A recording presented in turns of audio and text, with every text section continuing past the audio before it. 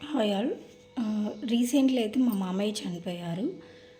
So, హ్మ్, మేము మా ఇంట్లో వాళ్ళు కానీ, నేను కానీ దగ్గర నుంచి చూసిన డెత్ అనమాట. సో, తదుపరి కార్యక్రమాలనేవి ఏం చేయాలి, ఏంటి అని మాకసలకి ఎవ్వరికీ ఐడియా లేదు. హ్మ్, మా పాలోళ్ళు ఏం చెప్తే మేము అది చేసుకుంటూ పోయాము. కానీ నాకనిపించింది అసలు ఇలాగే ఎందుకు చేయాలి, ఏంటి అని. సో, మేము తర్వాత అయ్యగారిని కలిసాము. నార్మల్‌గా కలుస్తారు కదా!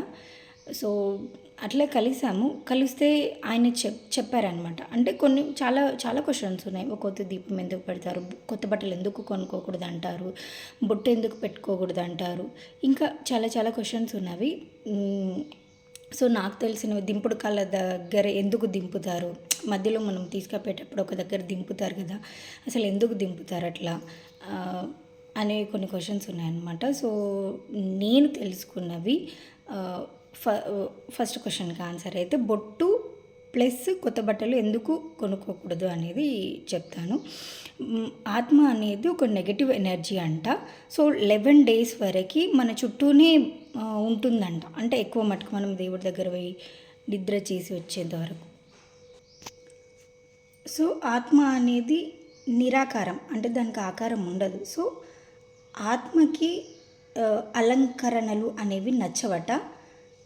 సో దట్ మనము అంటే మన కుటుంబంలోని వ్యక్తి కాబట్టి మనం అతన్ని సాటిస్ఫై చేయడానికి మనం కొత్త బట్టలు కానీ బొట్టు అనేది కూడా కంప్లీట్గా పెట్టుకోకూడదు అనేది కాదట. బొట్టు అనేది చిన్నగా పెట్టుకోవాలంట. ఎందుకంటే మన సౌభాగ్యం అని ఉంటుంది కదా.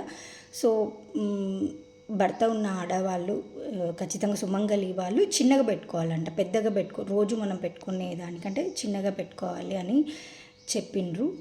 సో, అది అది అంట రీజను. సో, మీరు ఇది సరైనది అనుకుంటున్నారా? సో, నాకైతే సాటిస్ఫై అనిపించింది. ఇంకా చాలా చాలా క్వశ్చన్స్ ఉన్నాయి. నేను తెలుసుకున్నవి చెప్తాను నెక్స్ట్ షార్ట్స్లో.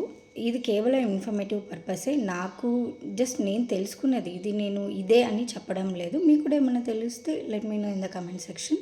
సో, ఇంకేమైనా క్వశ్చన్స్ ఉంటే కూడా చెప్పండి. ఐ విల్ ఏమంటారు ట్రై టు నో అనమాట. నేను కూడా తెలుసుకోవడానికి ట్రై చేస్తాను. So, that's all.